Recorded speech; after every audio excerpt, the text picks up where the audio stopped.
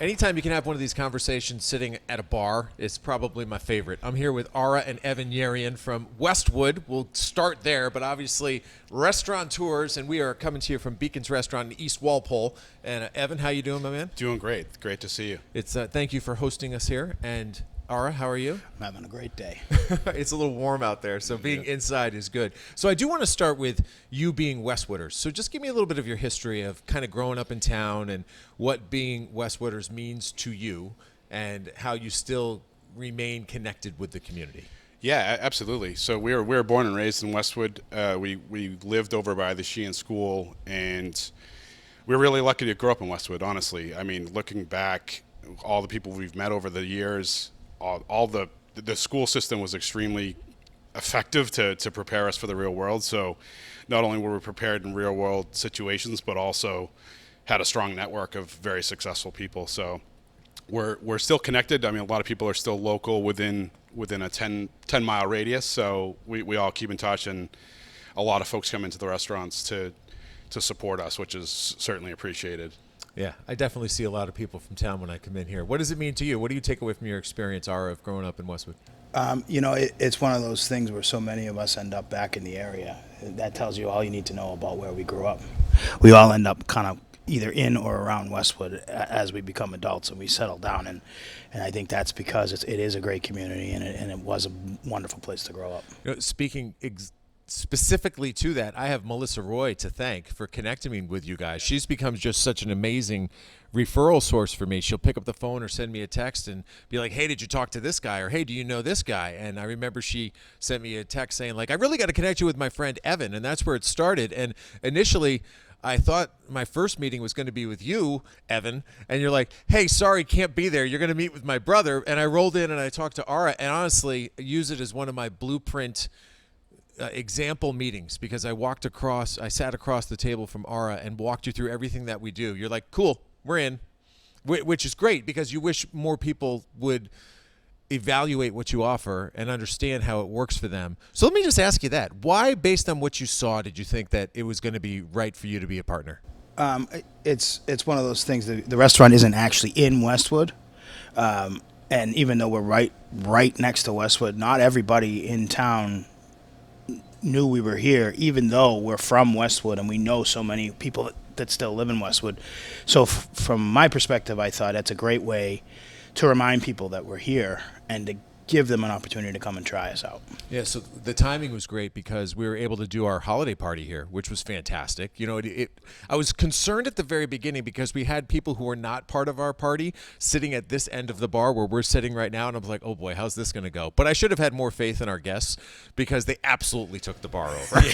They sure did. They were undaunted by the people who were sitting there initially, and it was great. No, you've got a great setup to do that, and the food that you served that night was perfect for what we do, and I appreciated that. But this place has got a history itself. So before we talk a little bit about Eagle Brook, which is just sprouting over in Norfolk, which just got a great pizza review from Dave Portnoy and Barstool Sports, let's talk specifically about Beacon's, because this does have history that goes back decades. Evan, give me a little bit. Yeah, so my father and mother were both in the restaurant business for a long time, dating back to Anthony's Pier 4. So in 1985, my father purchased this building and opened up Beacon's, and it was a high-end white tablecloth dining experience, and it had a tremendous following from all different towns. People came from far towns to dine here. Fantastic buzz. The bar was in the corner of the building, and it was kind of like a Cheers vibe, just a very diverse amount of characters, different backgrounds, and it was just a great memories here.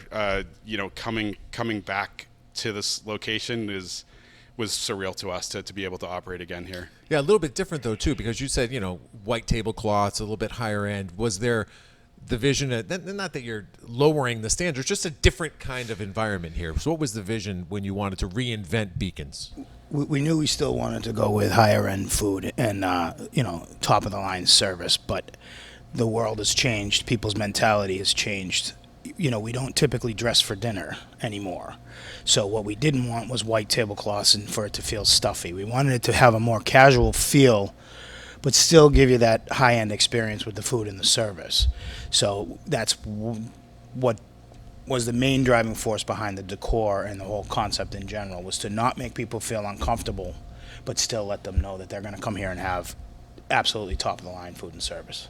Yeah, some customers come up to us and say it feels as though it's a Boston experience. Just the decor, the atmosphere, but bar. But exactly. I mean, this bar is awesome. To any restaurant that is rooted in a bar that's this big and just has activity nonstop with the bartenders running around, and you can look across at people, hey, what's going on? Right? That it really is kind of like a Cheers experience. Exactly what we're going for. So the other thing that sprouted up recently was this new venture in Norfolk, which is Eagle Brook, and that's a tavern. Yes. And you serve the, bar pizza.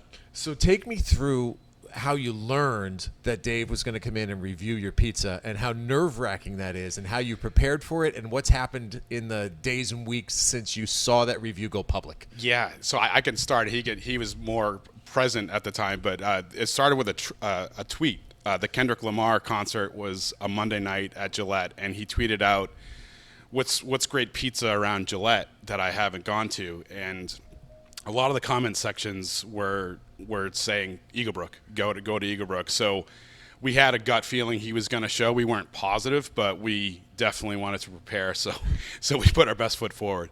The vast majority of the comments said Eagle Brook Saloon. So we had a pretty good idea that it was coming in the next few days, and he did. He came like mid-afternoon. There's almost nobody there. But 7.9 from Dave Portnoy is as good as you can hope for. So it's been a huge boost in our business, not just in pizza sales, but he gave a good review of the physical layout of the restaurant.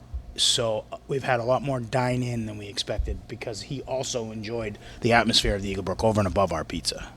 I was here having dinner with Danielle, I think in the immediate aftermath of when that review had been posted, and you were literally scrambling to kind of figure it out. That's the story I want to hear. I want to hear what it was like in that 24, 48 hours. Like what happened that you may not have expected? Well, we had to make sure to make the staff understand what this was, who he was, what kind of an impact it can have, and we wanted to make sure as soon as he came, whatever the review was, we were ready, because even a bad review would have brought a lot of people through our door. So that was part of the scramble, was I got to make sure I got pizza boxes. I got to make sure, because we make our own dough, we make our own sauce, we blend our own cheese. It's not just picking up the phone and calling for the product. We have to make it all. So we wanted to be ready, and he doesn't give you a heads up on when he's coming, so we had to be ready every day just in case. And then when he did come, within 20 minutes of him posting the review, our takeout online sales went bananas. Just crazy. So thank God we were prepared. Yeah, good call. Well, one of the things that we're doing here, I'll be honest, I'm my own boss. I don't need to apologize to anybody. I'm having a cocktail which is specifically dedicated to Todd Schwartz. And I guess before we talk about the cocktail, let's talk about Todd, because you guys grew up with Todd and you know him, and you went through the unbelievably unfortunate loss, his cancer battle, which ended in 2002. So just give me a minute on what Todd meant to you growing up and how you've remained dedicated to helping his family in the fight against cancer. Yeah, absolutely. So Todd was the grade below me. He was class of 2001. So we were really tight throughout our growing up years, including high school. He had such a far reach within the community. Everybody loved to be around him. I mean, he was just one of those guys that there's nothing you can't not like about him. And, even fast forward to visiting him at UMass, a clean slate in college, he had such a far reach. Everyone around him loved him. And that was just Todd. It was very difficult to see him fight that battle. And certainly for the family, who's amazing family, Ara graduated with Laura. So fantastic family.